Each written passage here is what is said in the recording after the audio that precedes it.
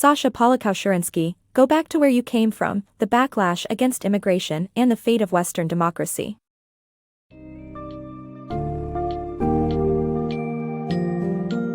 Delve into the world of modern Western politics as the book, Go Back to Where You Came From, The Backlash Against Immigration and the Fate of Western Democracy, by Sasha Polakow-Suransky explores the changing landscape brought on by immigration fears and the rise of right-wing populism.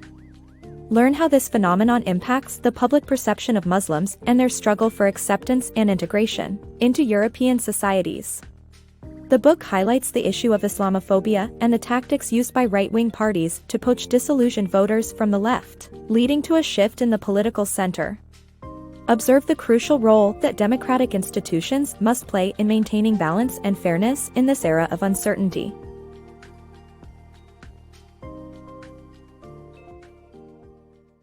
Perceptions of Muslims post 9/11. The aftermath of the September 11th attacks still lingers today, notably in the negative perception of Muslims and Muslim migrants. Despite terrorism representing only a small fraction of the global Muslim population, these stereotypes persist. The influx of Muslim immigrants into Western Europe since 2015 has been met with apprehension, with the primary concern being the potential imposition of Sharia law, believed to conflict with Western values.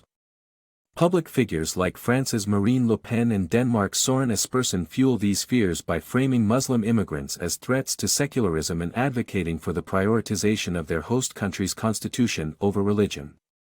The tragic events of September 11, 2001, left a lasting impact on how Muslims and Muslim migrants are perceived.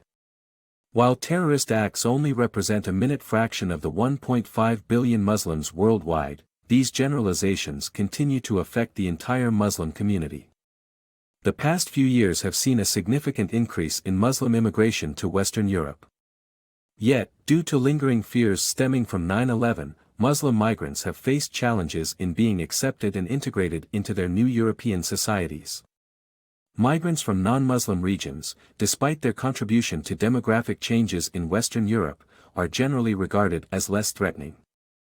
A predominant worry among Westerners is the belief that Muslim immigrants pose a threat to Western culture and democracy. They fear the implementation of Sharia law, with its strict adherence to religious scripture, will lead to the spread of values contradicting those held in the West, such as female subservience and homophobia. Public figures like Marine Le Pen, of France's Front National, assert that secularism, a hallmark of the French Republic, is endangered by Muslim immigration. However, Le Pen's concern about secularism appears to be selective, as she does not view displays of other religions, example Christmas nativity scenes, as equally threatening. Similarly, Søren Espersen of Denmark's far-right People's Party demands immigrants publicly declare their allegiance to the Danish constitution, placing it above their faith. Such individuals contribute to the heightening of fears surrounding Muslim immigrants and their integration into Western societies. Liberalism's misguided Muslim perception.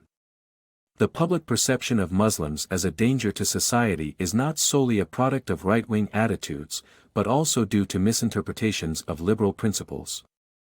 The aftermath of the Charlie Hebdo attack in Paris had liberals reinforcing stereotypes about Muslims as fanatics. The Cologne sexual assault incident led right-wing media to adopt a liberal feminist stance as a means to criticize Islam.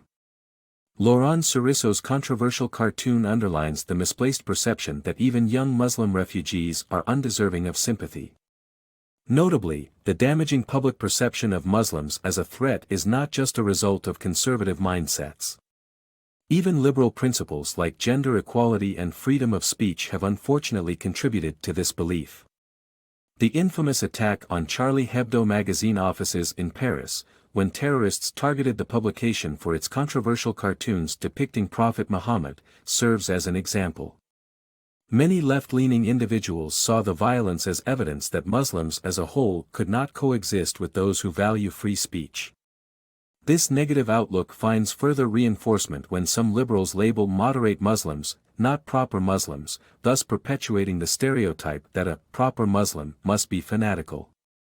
This harmful generalization only exacerbates the issue. The far right, too, has proven themselves ironic champions of these liberal principles, seizing them to further their anti-Islam narrative. A sexual assault on women in Cologne, Germany in 2015, attributed to Muslim refugees, was seen by right-wing media as justification for their stance against Islam. To push their Islamophobic message, they even adopted feminist perspectives which were fundamentally contrary to their usual rhetoric. A shocking cartoon published by Laurent Souriceau, a survivor of the Charlie Hebdo attack, highlights the tragic mischaracterization of Muslims. The cartoon depicted Alan Kurdi, a deceased toddler Syrian refugee, as a potential attacker. Despite the emotional trauma of his past experience, the author suggests that the cartoon still illustrated that some people think even child refugees aren't worthy of compassion if they happen to be Muslim. Recognizing history's repetition. Learning from history helps us avoid making the same mistakes, and it's vital to recognize the similarities between today's Islamophobia and the antisemitism of the Nazi era. Despite claims that terrorism justifies the fear and expulsion of Muslims, we must remember how the Nazis exploited a single act of violence to demonize Jews, leading to Kristallnacht and horrendous consequences. Today's right-wing populists use the same tactics, targeting Muslims, and falsely claiming to protect Jews to gain credibility. We must be vigilant and not allow history to repeat itself. History is our greatest teacher, enabling us to learn from past mistakes to create a better future. Although some right-wing public figures insist there's no resemblance between current Islamophobia and the antisemitism that defined the Nazi era, it's crucial to see the parallel. The argument that terrorism justifies the fear and expulsion of Muslims is a dangerous one, leading many to believe that modern Islamophobia is different from and less harmful than the antisemitism that fueled World War II. However, this couldn't be further from the truth. In 1938, a 17-year-old Jewish boy named Herschel Greenspan assassinated a German diplomat, Ernst von Rath, in Paris. Greenspan's violent act, which was driven by his family's deportation to Poland and his inability to find work, was seized upon by the Nazis. They used the incident to intensify anti-Semitic propaganda, eventually resulting in Kristallnacht, when German civilians and authorities demolished Jewish homes and businesses. This tragic event marked a major turning point for European Jews. In much the same way, today's populist right-wing movements demonize Muslims, citing terrorism as a reason to stoke fear and sow division. Some even claim they aim to protect Jews as an attempt to gain credibility and garner liberal support. This insidious rebranding, exemplified by Marine Le Pen's efforts to distance her party from accusations of antisemitism, undermines the true lesson of history. That lesson is clear: blaming an entire ethnic group for the actions of a few puts countless innocent lives at risk. We must recognize these patterns and refuse to allow history to repeat itself. The counter-citizen dilemma. Muslim immigrants often find themselves caught in a troubling situation, labeled as job stealers when they work, yet also burdens when they need welfare support. This position, known as the counter-citizen dilemma, is a result of ineffective integration policies in various countries. By not providing proper language and vocational training, and instead focusing on immediate government support, native populations may view these newcomers as opportunistic, leading to a rise in Islamophobia. In countries like Denmark and the Netherlands, populist movements and welfare chauvinism have become especially prevalent. These discriminatory attitudes also contribute to radicalization, as marginalized individuals may seek belonging among fundamentalist groups. Muslim immigrants are often caught in the counter-citizen dilemma, where they are made to feel separate and inferior to native citizens with strong ancestral ties. Whether they work or require assistance from the state, these newcomers are framed as parasitic threats.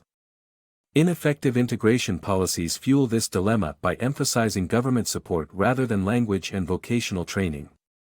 Consequently, Islamophobic attitudes gain traction and foster resentment within the native populations. Countries like Denmark and the Netherlands exemplify this pattern of welfare chauvinism, which promotes the belief that the welfare system should only benefit native citizens. Discrimination also surfaces in more subtle forms, as seen in France's 2016 burkini ban.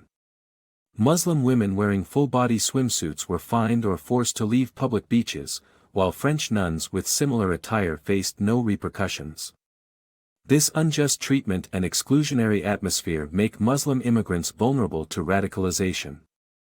Fundamentalist recruiters prey on the sense of isolation experienced by these individuals, promising a place where they can belong and make a difference. As long as the counter-citizen dilemma persists, the potential for extremism remains a troubling reality for societies grappling with Muslim integration. Populism, immigration, and the abandoned. The growing right-wing populist movement has been fueled by working-class voters who feel abandoned by the left, especially in matters concerning immigration. They were often told not to make a fuss about immigration as it would seem racist, creating an opportunity for right-wing leaders to exploit.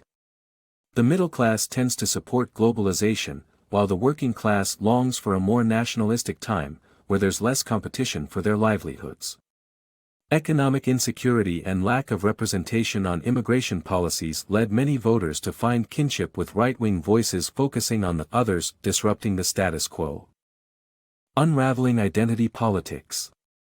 Identity politics, which revolves around ethnicity, religion, gender, sexuality, and homeland, has become the cornerstone of political debates, overshadowing more traditional concerns such as candidate qualifications and economic policies. A significant shift occurred when the white working class began to view itself as a minority due to increased immigration. In the United States, white Christian Americans made up only 45% of the population in 2015, resulting in a perceived loss of power among this group. Political psychologist Karen Stenner notes that the desire for authoritarianism emerges as a response to this threat, rather than being a constant character trait. Populist parties seize upon these fears, advocating for strict authoritarian solutions, and fake news can further intensify a person's latent tendency toward authoritarianism. Populism's shift and democracy's balance. The success of right-wing populist parties has forced establishment parties across Europe to adopt populist policies, particularly in regards to immigration laws, consequently shifting the political center to the right. However, the left should focus on offering viable economic policies that address voters' concerns without resorting to the right's agenda. Interestingly, populist parties may not desire ultimate power but are rather content with influencing larger parties to adopt their ideas, feeding their narrative of an ineffective establishment. Left-leaning establishment parties adopting radical policies risk isolating their base, pushing supporters further left instead of right, making it less likely for far-right parties to gain power. To maintain a balanced democracy, it is crucial for democratic institutions to check the growing populist movement and uphold justice, protecting minorities from majoritarian threats. As populist parties endanger democratic societies with their divisive rhetoric and disregard for facts, remaining vocal against such threats is vital.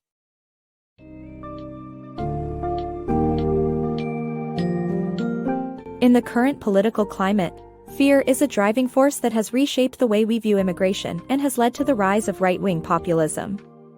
Sasha Polakow-Suransky's Go Back to Where You Came From explores this increasingly relevant issue by examining the consequences faced by Muslim immigrants, who are constantly under suspicion due to misguided public perception. Furthermore, left-leaning parties might adopt more radical policies in attempts to regain working-class voters, causing a major shift in the political center.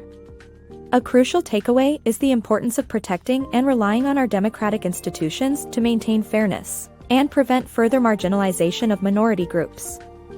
The book emphasizes that this is our key to resisting the negative impact of populist movements and safeguarding democracy.